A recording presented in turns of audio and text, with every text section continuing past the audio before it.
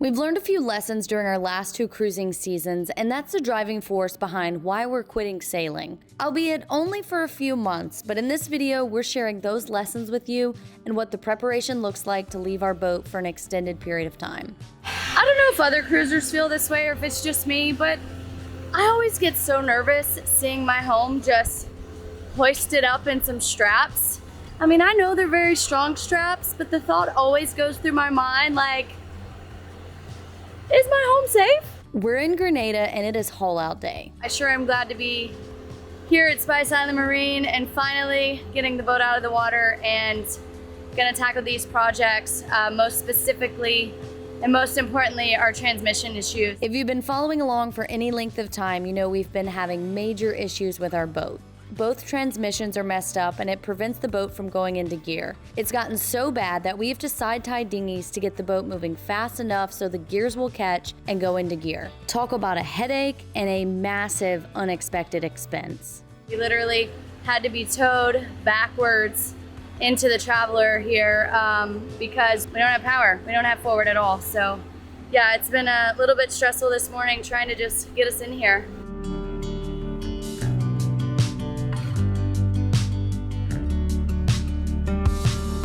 We gave up on cleaning our bottom, about a month ago. Well, yeah, it's bad. Thankfully, it's not anything really hard. It's just a lot of grass. Don't judge me, guys. While we're getting our embarrassingly dirty bottom clean, let's talk about the first lesson, and that's that weather is the boss. We went south this summer to get away from hurricane season since Grenada is historically out of the hurricane belt. Little did we know we'd be hunkering down in the mangroves from Hurricane Beryl 2 days after getting to Grenada. Weather is the boss and it dictates every move we make on the water. This is probably hands down the most important thing to know about living on the water.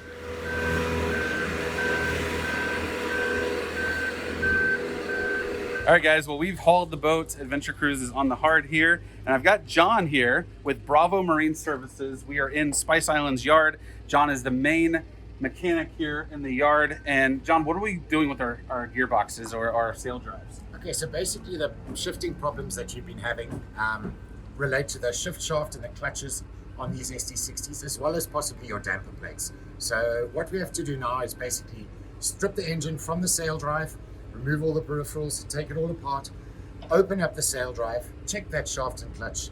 But in our experience, the real good solution to fix this is we replace the dampers and we replace the complete clutch shifting shaft on the SD60 and reassemble it, and then we should be good to go.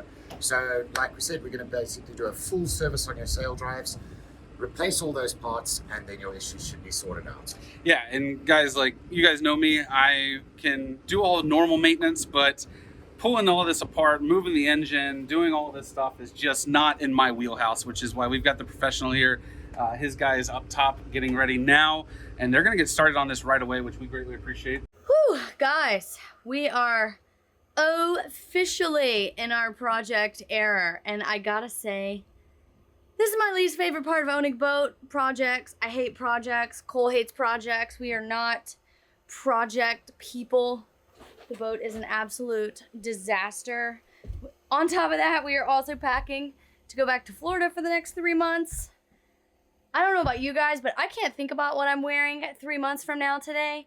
So I'm basically taking like everything. I bet we are gonna get some like massive charges for our baggage flying back to Florida, but I'm also doing some prep to leave the boat. So what I'm gonna do now is start packing up our linens. I've gotten everything washed. I'm gonna pack up everything and vacuum seal them. We've never left the boat for this long, so like I don't know what to expect, like moisture and stuff. I don't know, I'm just kind of freaking out about having like cloth and things out in a closed up boat for 3 months. So gonna do that now. Yeah, we got a lot to do and a little time to do it in.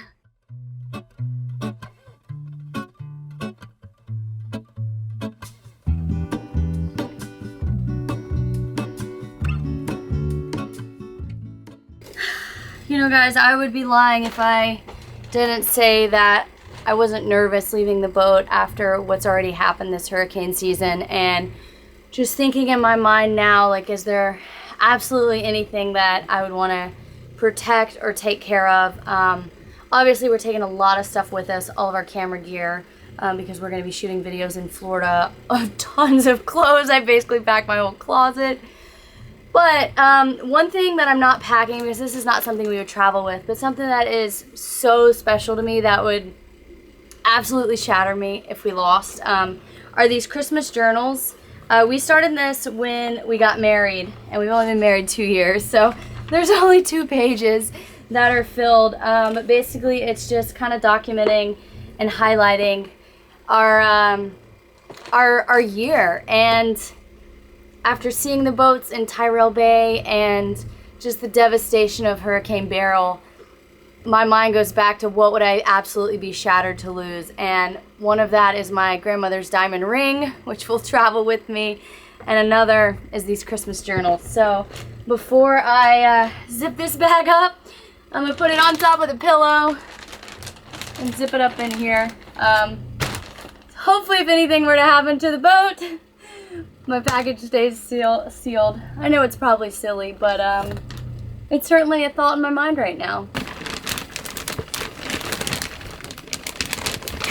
Not to toot my own horn, but I gotta say, I think this is my best boat hack that I have ever come up with. I actually did this a few months ago with all of the bedding on the other side of the boat.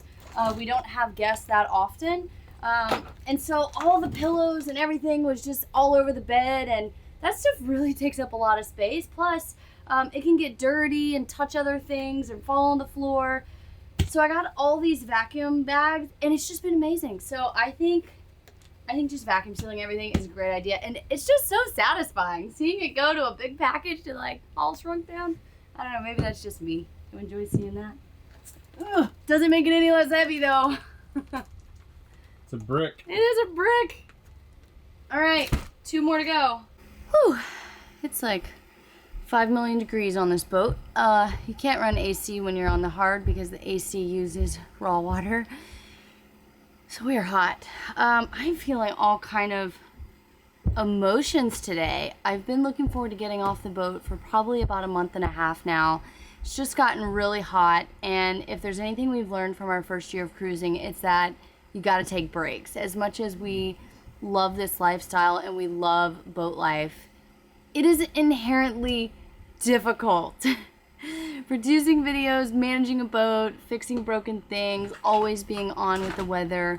Yeah, it's just difficult. So I've been super looking forward to a break. The last couple weeks have been really challenging, both physically and emotionally, with the hurricane coming through and helping with relief efforts, which we are so thankful we've been able to do. Yeah, but today I'm feeling a little, I don't know, emotional about leaving the boat. Like, I'm ready to leave her, but I'm just worried what's gonna happen while we're gone.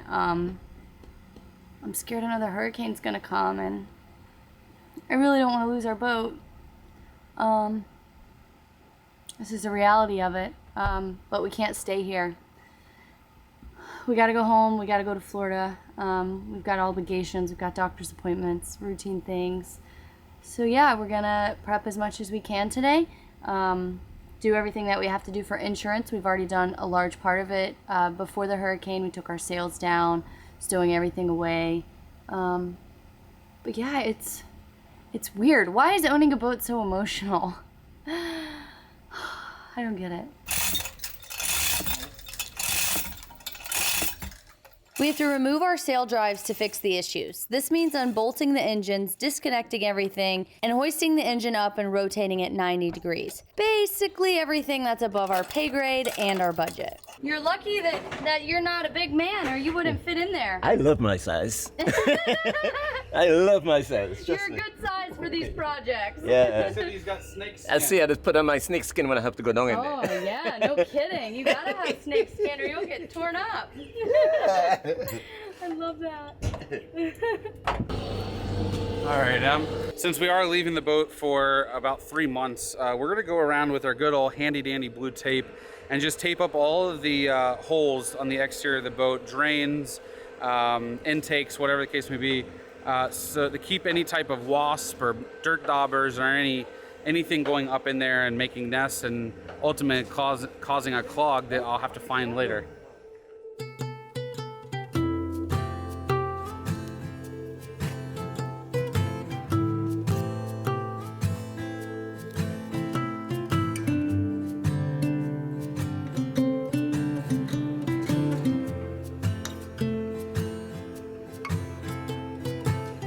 Cuthbert, how you doing? I'm doing fine. I've never seen someone smile so big getting in a tight space. It's okay. It's okay. Cole and I do not smile like that when we have to get in there. Yeah? No, I don't believe that. No, no, we don't like projects. We still have like condiments and just things that we don't want to get rid of, as well as frozen meat and stuff like that. So I hope this isn't going to backfire on us, but I'm trusting our electrical system over the next course of the next 3 months. So what we're going to do is just actually move everything from our freezer here into one, which is our refrigerator freezer combo, and just consolidate everything there so that we only have one running while we're away. And so really, once we leave the boats, we're going to open everything up. We're only going to have a dehumidifier and one refrigerator freezer running, and that's it. So everything else should be turned off, no power to it, and our solar power should be able to keep up with that, no problem. And we should be good to go. So that's what we're going to work on now. Well, this is a task. This is a task. We're just gonna have a new room. That's our head sail right there. Oh my goodness, what a mess. This is when I start to get really overwhelmed. Yeah. All right. You got to put the camera down. I got to hand this to you.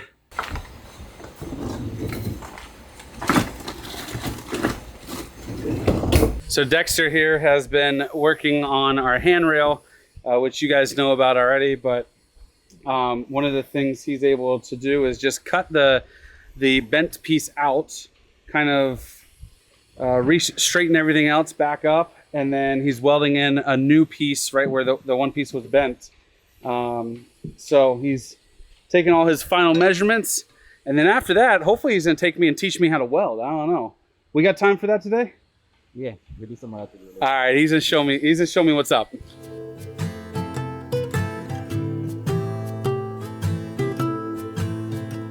Whew, guys. All right.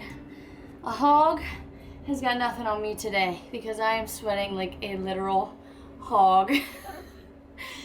I wanted to clean the shower before we leave because it was getting a little grimy, and any remnants of water sitting down at the bottom, baking in the sun, well, baking in a boat that's closed up for 3 months, I can imagine would not smell very good. So I'm getting everything all cleaned out. Admittedly, I've been a little lazy on my cleaning because I knew we were hauling out soon. Then I'm gonna vacuum it out, and we're gonna run the dehumidifier that is right by Cole right now in the bathroom all night long to hopefully get everything dried out before we leave tomorrow. And y'all don't judge me on this. It's really bad. How disgusting is this? Oh my gosh. I know, you can judge me. It's fine. It's fine. Yeah, I really want to put in a whale pump that would pump directly out from here, but this drains out and then it goes under there and out into the hallway, into the shower box. And you want to smell something that is nasty? The shower box. So we're going to clean that out before we leave because that's also something that would make a train take a dirt road. What you got going on there? Some nastiness. Ah, guys, if you have a shower box like this in your boat, or you're going to buy a boat that has one of these, immediately get rid of it. It's so disgusting. Oh. How would you describe the smell? Like a 10-day-old corpse. Oh, it's Have you so ever disgusting. smelled a 10-day-old corpse? No, it's just what I expect it to smell like. Yeah, it's nasty. It's probably the nastiest thing on the boat, honestly. Other than the other than the black water tanks. Truth be told, we had an entire 10 days of this planned on our schedule before we hauled out to have the boat spick and span. Of course, as you guys know, the hurricane came and put a damper to those plans, and we did not have the time to do any of the cleaning whatsoever. I was not expecting to be living in the boat with the mainsail up underneath the dining room table, having to step over it for the last week or two. But now that we're hauled out, that means AC is not running. It is so hot in here. We are not facing into the wind by any means. And I really feel like we're kind of in a losing battle right now, quite honestly. I'm just ready to give up and just figure out, just fix it later. I mean, what's the worst that's gonna happen? We're gonna have a humidifier running the whole time. It'll be dry in here. I don't think it's gonna be any bad. So we'll get the boat back in the water as soon as we get back. We'll turn the ACs on. We'll get it nice and cool in here. We'll get everything clean, and then we'll start our cruising season.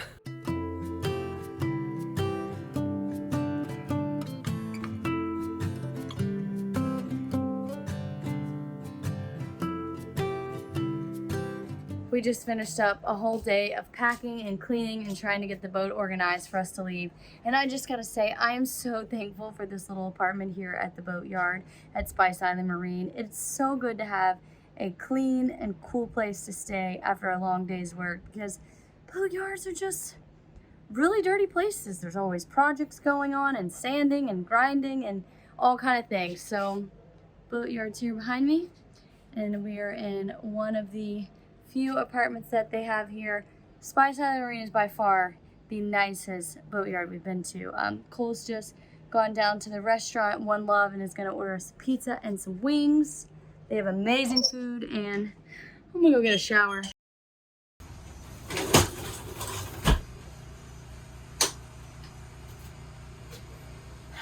All right, be back in 3 months. It's crazy to say. Longest we've ever left the boat. Feels a little weird. No? Yeah, it does. 100%. We are headed to Florida.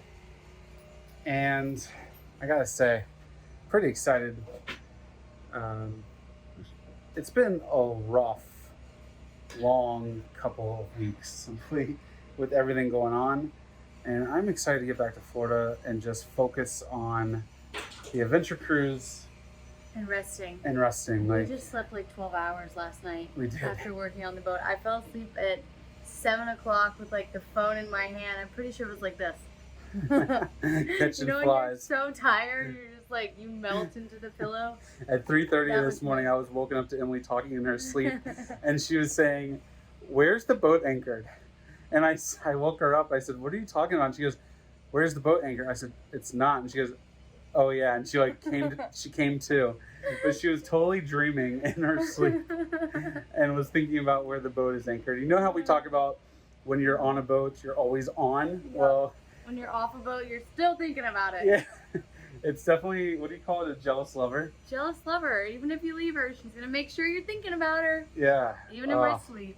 It's bad. So, but we've got dinghy all tied up. We've got everything put away, except for Emily's plants, which Oh man, guys. they're right there. I love my plants so much, so I'm trying to put them in a spot where some of them don't like a lot of direct sunlight, but I need them to be in a place where they can still get rained on. So fingers crossed when I come back, my plants are still alive. It just makes everything on the boat feel lively.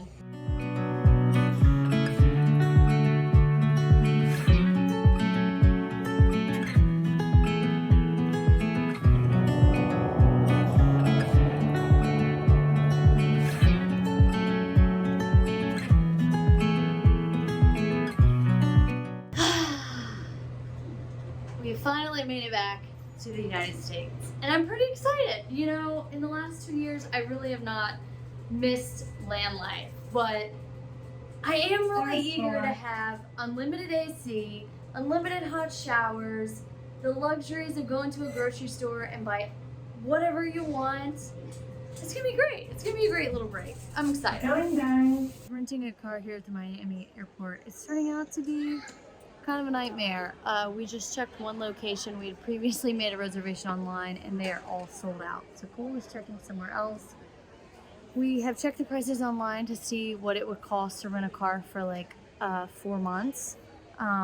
Since we are full-time cruisers, we no longer have cars. We sold them before we left in 2022. So yeah, this is really frustrating. I am thinking at this point we might just buy a car, but we have to get out of the airport first. It's now almost 10 o'clock at night.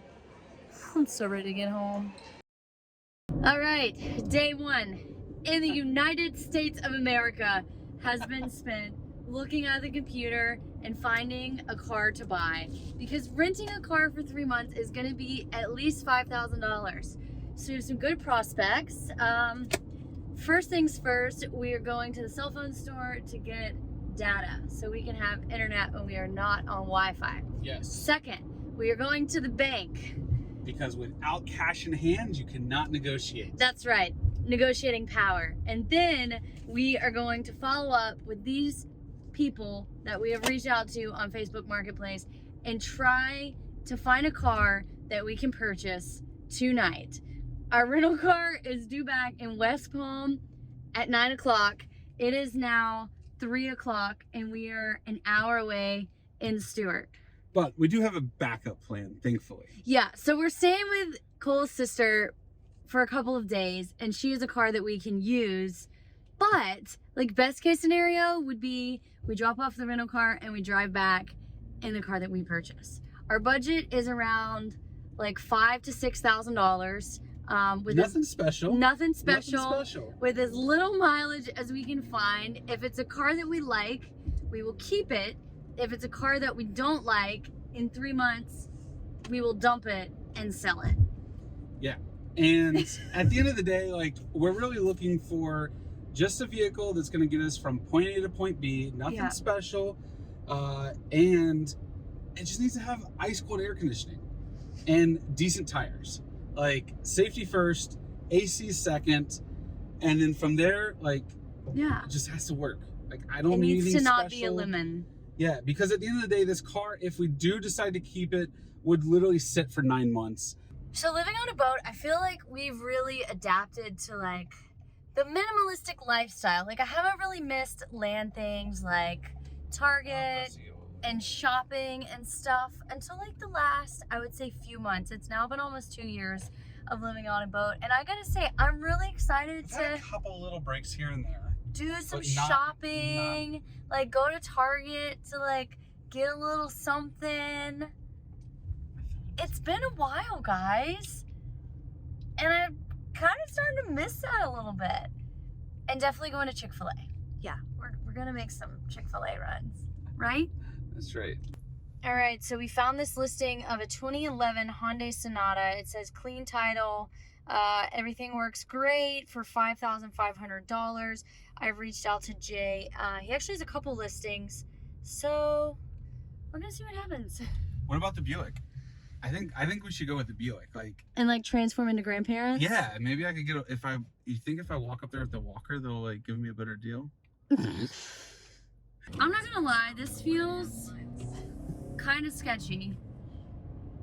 It's Facebook Marketplace. What do you expect? How bad could it be, right? Yeah, I'm gonna make sure to send your sister, new engine, new transmission. Your sister a pin and make sure she knows where we are. And if she hasn't heard from us in like 30 minutes, then like send a search party out for us. No joke. That's not the issue. Definitely gonna send her a pin. No, it's the JB Weld. It's all of it. Together. It's all of it. So I'm just doing a quick reading of the reviews here. This guy Jay has 15 reviews, overall 4-star rating. Yeah, Jay was great to work with, great follow through and service. Then this one guy says talks trash, not friendly, does not seem to care about customers. Another guy says terrible communication, seller led me on. I mean, guys, what could go wrong here?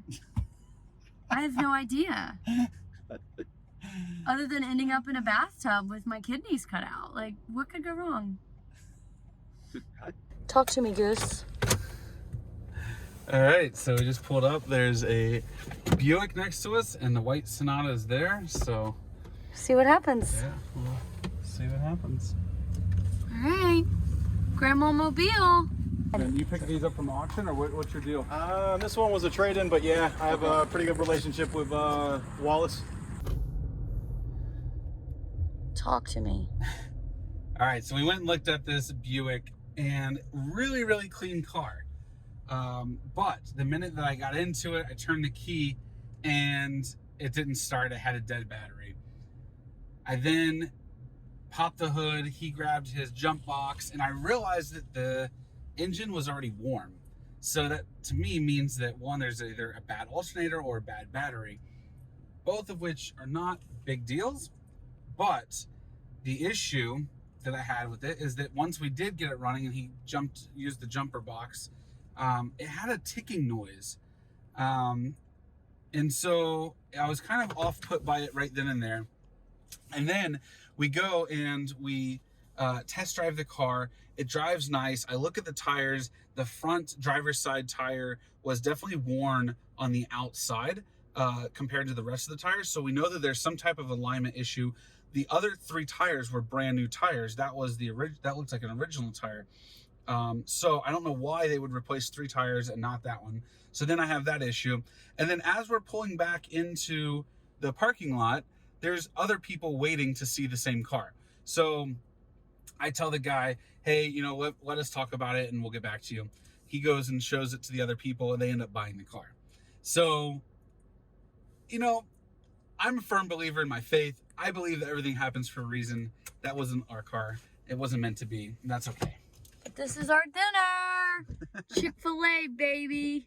Well, we just had an amazing dinner at Chick-fil-A and decided to go ahead and come down to West Palm, return the rental car that we got yesterday. That was costing us $260 a day. Could not believe rental cars are so expensive right now. So we are just south of the West Palm Airport, and there is another car here. It is a 2014 Chevy Equinox, white. The gentleman is asking $6,900. So we're gonna go see what kind of deal we can get and take a look at it. Probably the last car that we get to look at today, because the last thing I want to do is be looking at these things at nighttime. All right. There she is. Well, Not bad. no, are you gonna stop? I might not. I might just run into the house. You were kind of inching up there. It's my first time driving in a long time. Yeah. 3 hours later. We just bought a car. We just bought a car. We just bought a car. What did we buy? We bought a Chevy Equinox LT 2014 with 71,000 miles on it. It's got a little paint defects to it, but the inside's pretty. She's got ice cold AC. She's not leaking any oil that we can see. I think it's a pretty decent deal. Might need to get it painted. That's probably $1,000, but maybe we'll worry about that next year. Are you pretty happy? I'm pretty happy. We got some wheels, babe. We're following the dealer to his office to get a new tag, because we didn't have a tag to put on it. So we're gonna grab a tag real quick and then we'll be hitting the highway. So with that, we are going to say goodnight. Thank you for joining us on this adventure, and we will see you next week for a real Florida adventure. Did I tell you how much I got it for? Oh no, we forgot to say that. Well, he wanted $6,900 for it. I offered him $55,000, and we settled at $6,000. So it's not too bad. $6,000. Good job, babe. But $6,000 with that's with tax, title, insurance, the whole 9 yards. What you guys need to know is that Cole is a smooth operator. So what that really means is I paid like 54 and some change for it. You did good, baby. Because we then have to pay the taxes, title, and tag on it. Yeah. So I'm pretty happy. All right. Good night. We'll see you next week.